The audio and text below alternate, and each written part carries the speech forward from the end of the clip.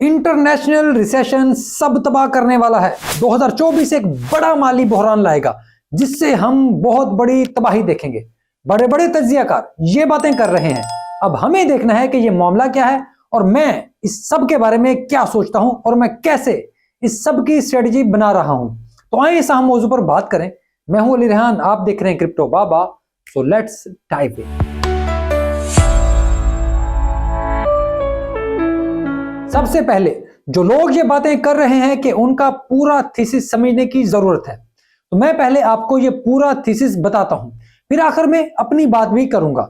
मैं यहां किसी का नाम नहीं लूंगा क्योंकि आप गूगल पर रिसेशन 2024 सर्च करके देख सकते हैं कि कौन कौन लोग ये कह रहे हैं। तो अब पूरा थीसिस जान लें। मैं ये सब कुछ सादा और आसान अल्फाज में बताने की कोशिश करूंगा। अगर मुश्किल लगे तो पहले ही सॉरी कर रहा हूं। बहरहाल मेरी पूरी कोशिश है कि आसानी से बात समझ आए। तो बड़े बड़े नामवर इकोनॉमिस्ट कहते हैं कि 2024 तारीख का सबसे बड़ा मालियाती एक्सीडेंट ला रहा है जो लोगों की जिंदगी मुकम्मल तौर पर बदल देगा। इन लोगों का मानना है कि दुनिया की फाइनेंशियल मार्केट्स में जरूरत से ज्यादा सरमायाकारी हो चुकी है, यानी मार्केट में ओवर लिक्विडिटी मौजूद है। लोग जरूरत से ज्यादा रिस्क वाले एसेट्स में मौजूद हैं, यानी टेक्नोलॉजी और क्रिप्टो में बहुत ज्यादा इन्वेस्टमेंट मौजूद है। एसेट्स की कीमतें असल नहीं हैं बल्कि अपनी असल प्राइस से भी बहुत ज्यादा बढ़ी हुई हैं, जो कभी ऐसे नहीं रहती और वापस फिर अपनी असल कीमत पर चली जाती हैं। अब इसे मजीद आसानी से समझाऊं तो एक स्टॉक की कीमत उसके रिटर्न से जुड़ी है। जैसे मैंने माइक्रोसॉफ्ट या एप्पल का स्टॉक लिया, अब जो वो मुनाफा इस शेयर पर देंगे तो स्टॉक की वैल्यूएशन उसके अगले साल के प्रॉफिट में ऐड करके बनती है। और यह बात दुरुस्त है कि इस वक्त स्टॉक और मार्केट में प्राइस अपनी असल वैल्यू से ज्यादा है, लेकिन ये आज से नहीं है बल्कि पिछले 30 साल से ही ज्यादा है। इस वजह से ये थ्योरी कई साल से चल रही है कि एक बहुत बड़ा क्रैश ओवरड्यू है और ये जितना ज्यादा लेट होगा, जितनी इसमें ताखीर होगी, ये इतना ही बड़ा भी होगा। इस वजह से हर साल इस क्रैश की मालियत और इसके बारे में पेशगोई बढ़ जाती है। अब मजीद आगे इस थीसिस को देखते हैं जिसके मुताबिक मौजूदा इकोनॉमी और इसमें मौजूद वैल्यू 100% जाली है और इसकी सबसे बड़ी वजह हुकूमती अखराजात हैं। पूरी दुनिया की हुकूमतों ने 15 सालों के दौरान 27 ट्रिलियन डॉलर की रकम छापी है, जबकि इनके खसारे मुसलसल बढ़ रहे हैं। इस वजह से दुनिया भर में इन्फ्लेशन मौजूद है जिसने मसनूई महंगाई भी कर रखी है और मार्केट्स को पंप भी कर रही हैं। तो कहीं ना कहीं ये सब कुछ गिरना है। अब पिछले 2 सालों में तमाम रियासतों ने अपने मुल्क में इंटरेस्ट रेट बढ़ाए जिससे बेरोजगारी बढ़ी, बहुत से बिजनेस बंद हो गए, बैंक बैठ गए, इकोनॉमी की ओवरहीट हालत खत्म हुई। लेकिन इसका मतलब ये नहीं कि खतरा टल गया, बल्कि ये असल खतरे की तरफ बड़ा कदम है। अब ग्रेटेस्ट रिसेशन वाले लोग कहते हैं कि इस वक्त हुकूमती बॉन्ड्स रेट्स की वैल्यू भी गिरने वाली है जिससे मजीद मार्केट बबल फटेंगे। इनमें मजीद बैंकों को नुकसान होगा, मजीद मालियाती जायंट्स तबाह होंगे जिनसे रियल स्टेट और स्टॉक मार्केट्स को शदीद नुकसान होगा। अब यहां वो सिर्फ प्राइस गिरने की बात नहीं करते बल्कि एक बहुत बड़ी तबाही का जिक्र करते हैं जिससे लोगों की जिंदगियां तबाह होंगी। बड़े और छोटे इन्वेस्टर्स दहाइयों के लिए मारे जाएंगे। इनका ख्याल है कि स्टॉक मार्केट्स में 86% क्रैश होगा, टेक्नोलॉजी मार्केट्स में 92% क्रैश होगा। फिर वो क्रिप्टो के लिए भी बहुत ज्यादा फिक्रमंद है। इनका ख्याल है कि यहां भी इतना ही बड़ा क्रैश आएगा, कम से कम 90%। इसके बाद एक लंबा अरसा प्राइस डिप्रेशन का शिकार रहेंगी। फिर एक दहाई के बाद, एक डेकेड के बाद 2034 में हालात ठीक होंगे। फिर वो एक आम आदमी के नुकसान को भी कैलकुलेट करते हैं। तो इनके मुताबिक एक आम आदमी अपनी जिंदगी भर में कमाए गए पैसे का बड़ा हिस्सा खो देगा, यानी कम से कम 50 से 80% तक इनकी मालियत खत्म हो जाएगी। सोशल मीडिया की चंद ही कंपनियां बचेंगी, मीडिया के बड़े बड़े इदारे खत्म हो जाएंगे। शायद जिंदगी कभी वैसी नहीं होगी जैसे पहले थी।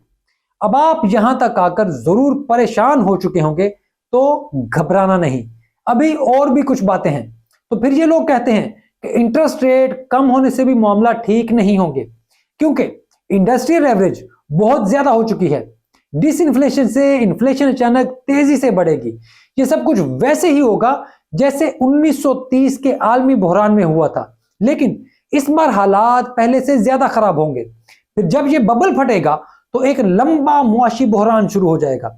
ये 12 से 14 साल तक जारी रहेगा। लेकिन आखिर में इन सबका मानना है कि हर सदी में तरक्की के लिए एक मुआशी बहरान जरूरी है। तो 2034 के बाद हालात बेहतर होना शुरू हो जाएंगे और फिर एक नया बबल अगले 100 साल के लिए बन जाएगा।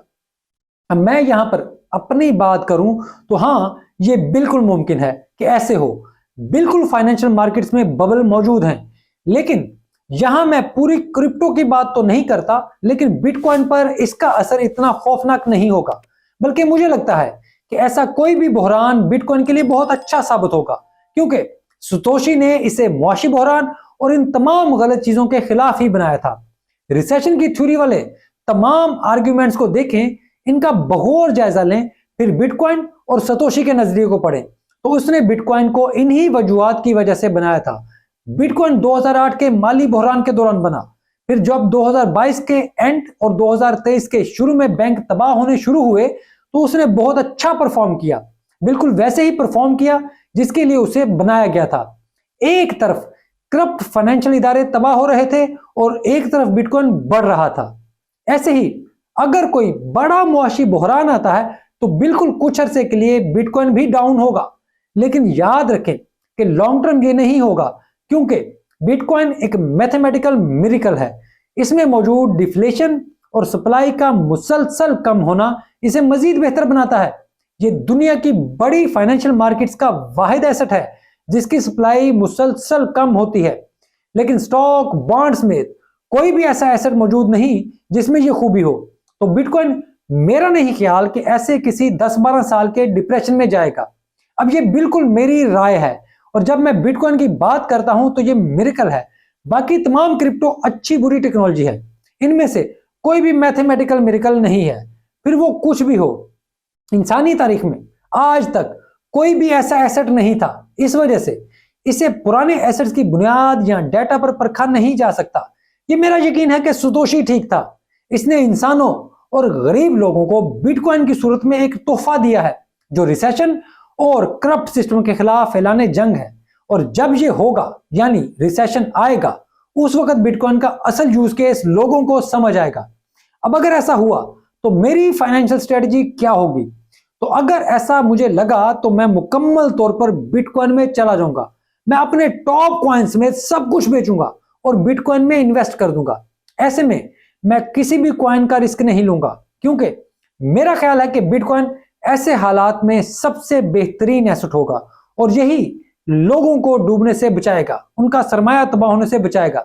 अगर ऐसा मुझे कभी लगा तो ये मेरी स्ट्रेटजी होगी।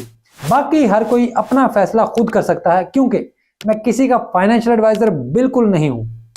अगर ये वीडियो अच्छी लगे तो लाइक जरूर करें, हो सके तो कमेंट में अपनी राय भी दें। ये वीडियो देखने के लिए आपका बहुत शुक्रिया।